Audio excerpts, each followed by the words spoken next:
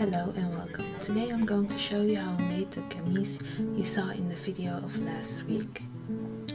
Because I made the linen dress as you can see in the video of last week, I decided to also make a chemise to go with it.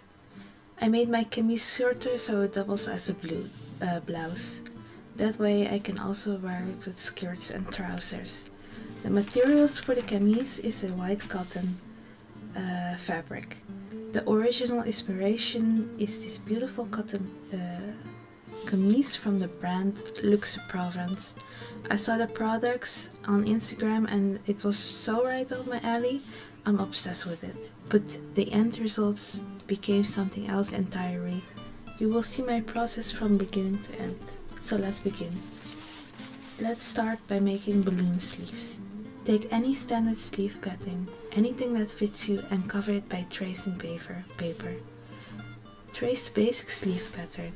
Don't trace the seam allowance. It isn't necessary for now. You will add that later. Draw a straight line through the center. Draw another horizontal line from the widest points to connect them. On both sides of the center line you will divide it by 3, so you get 6 even pieces in total. Extend those lines too. Make sure they are not sloped. Cut out your pattern and cut along the lines you just drew from the bottom to the top. When you're near the top, make sure you stop half a centimeter before the end.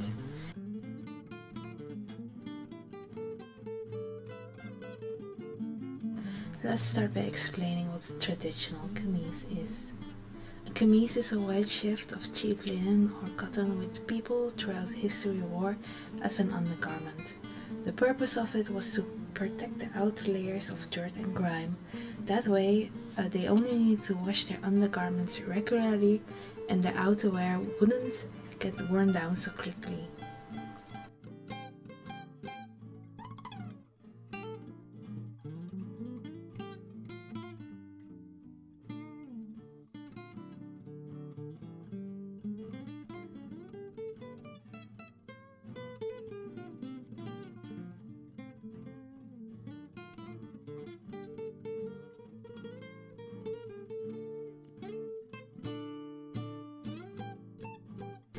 Take new paper and trace the center line onto your new paper. What you will do now is open up all the strips evenly. I used a ruler and added 1 centimeter in between every stroke at the upper part, the part where the horizontal line used to be. A small tip: use painted tape to prevent your pattern from sliding across the table.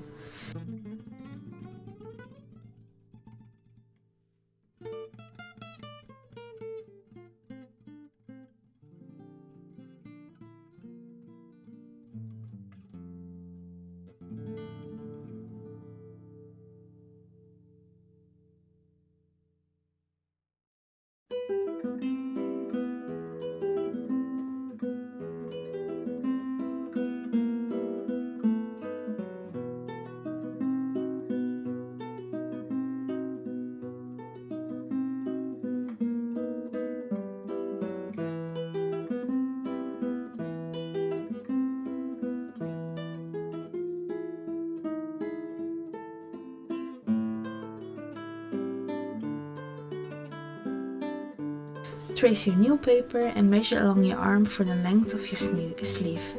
Your sleeve length will shorten when you widen it. That way you will never end up with the sleeve too short.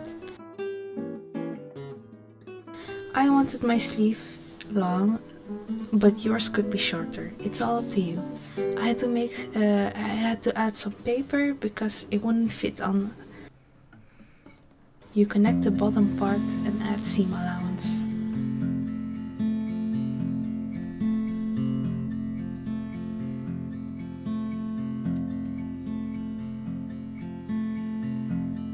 Pin every pattern piece you have onto fabric and cut it out.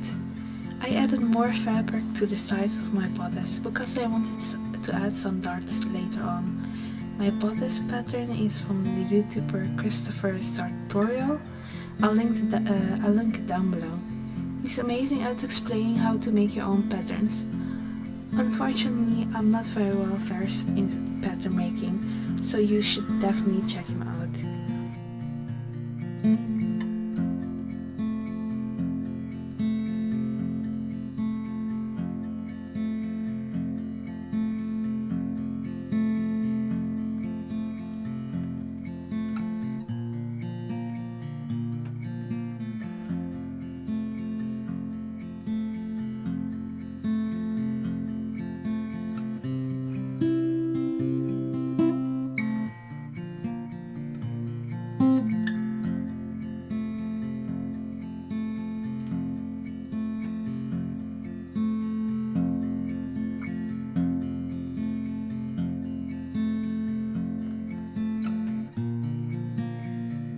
Sew along the shoulder and the side seams.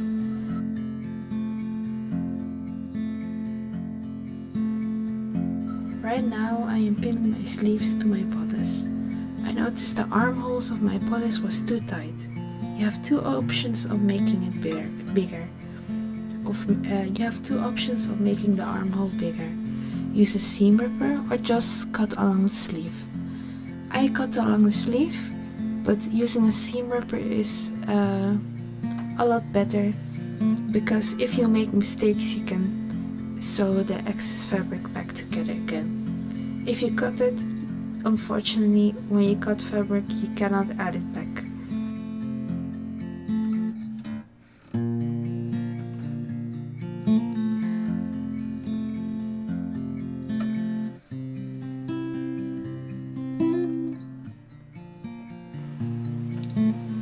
So for the blouse sleeve, this is where I started to make a mistake.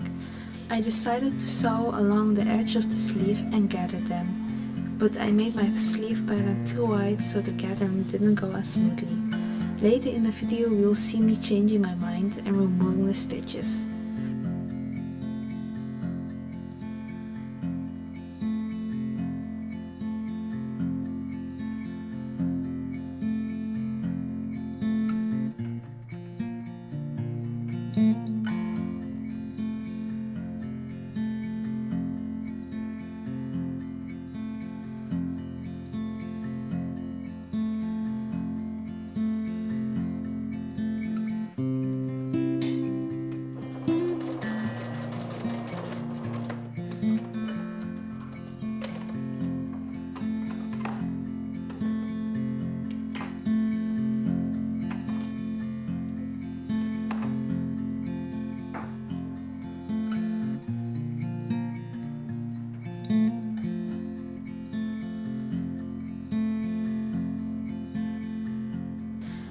Going further with sleeves, I am starting to make pleats and pinning them down. I'm doing this at night time, so the result isn't as smooth as I hoped. In the morning, I took out the pins and started over. This time the result was a lot neater.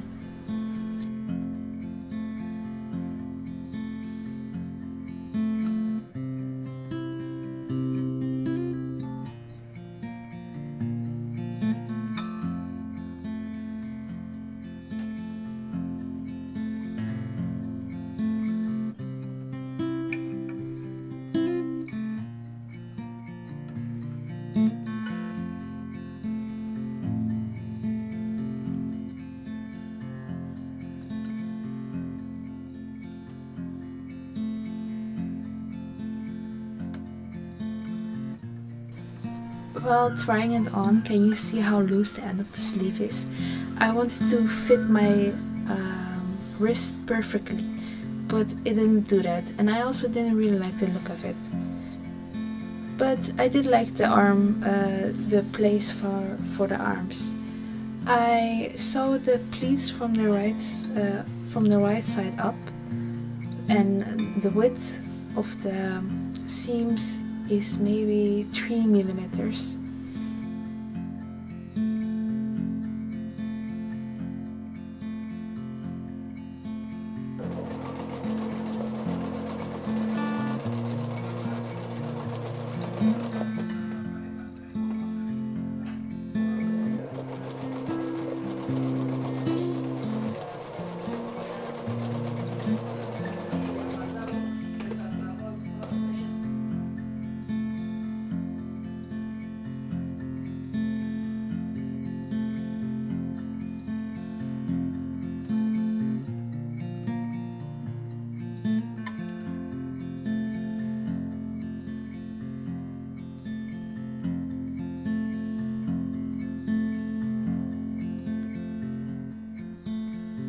So this is how far I am with the sleeves.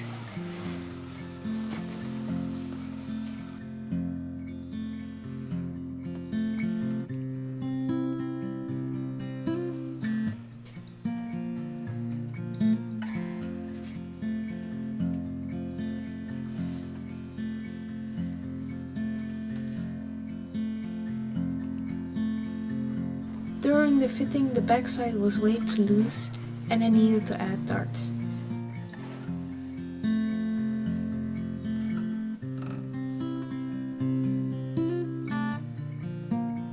The sleeves were still too big, so I pleated them again, but this time I sewed it on the inside of the fabric, not the right side. The wrong side. Make sure you do not pleat past your arm, that way you get more mobility and you can lift your arm. If you do sew past your upper arm, maybe in the 10 centimeter area, you will find it a little bit too tight. Or maybe that's just my arm, because my arm is quite big on the top side. When pinning, use an iron to give you a crisp edge.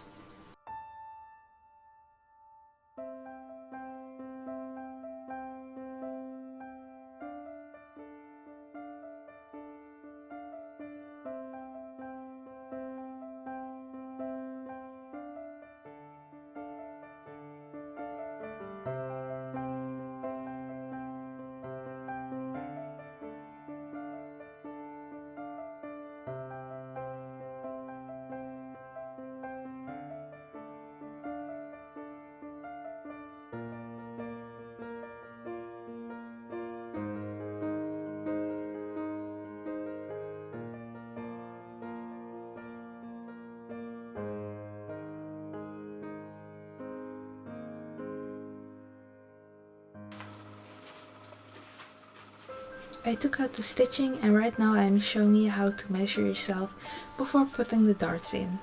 On your back side,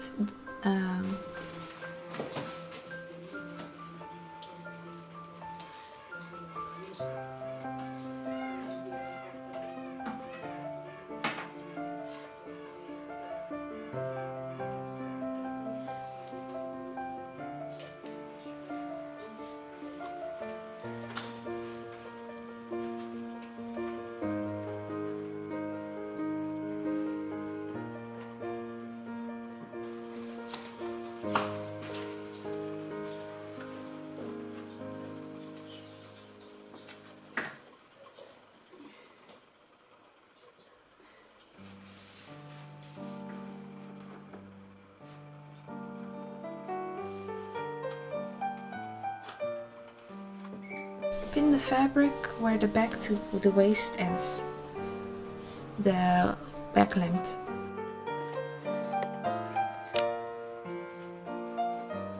Then using a measuring tape, measure half of your waist length.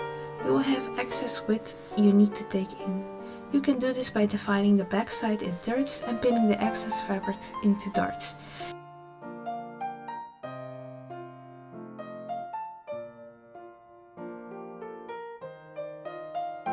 This isn't an exact science, so you kind of need to wriggle a bit to find the best way you want your darts in.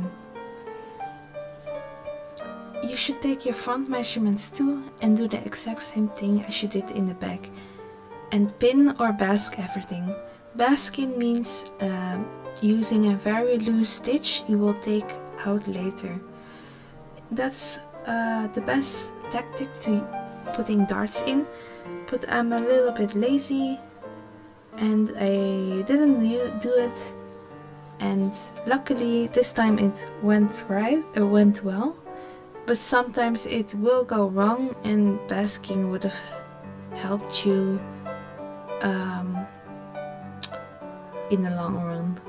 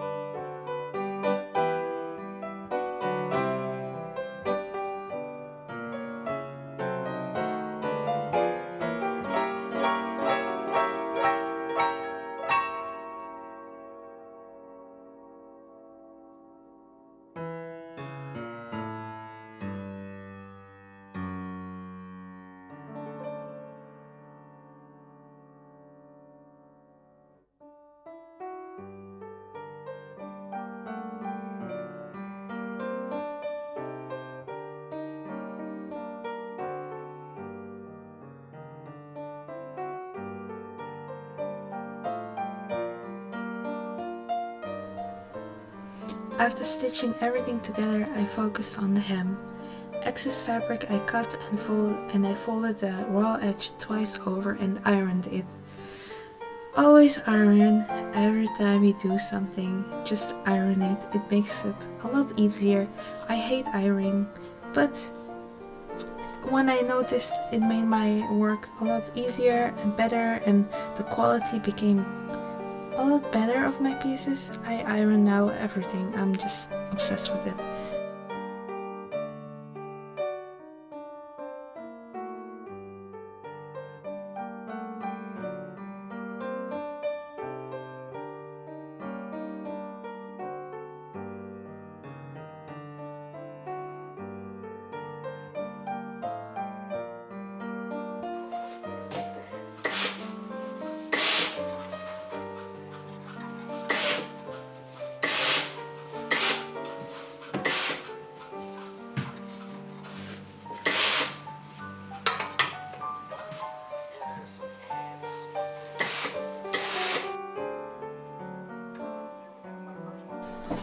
The last thing that's left to do is the raw edge of the neckline.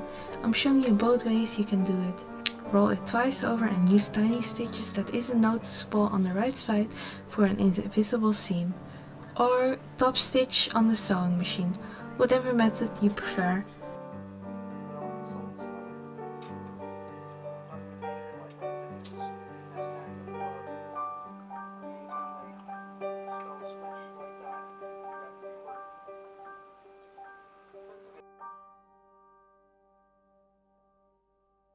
I kind of lost my patience, so I went with the top stitching on the sewing machine.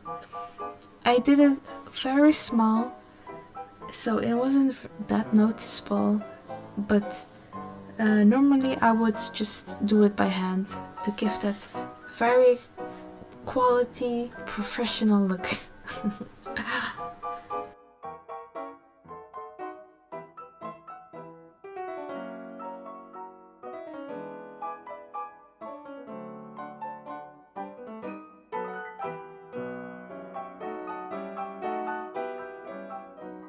And after doing all that, you are done.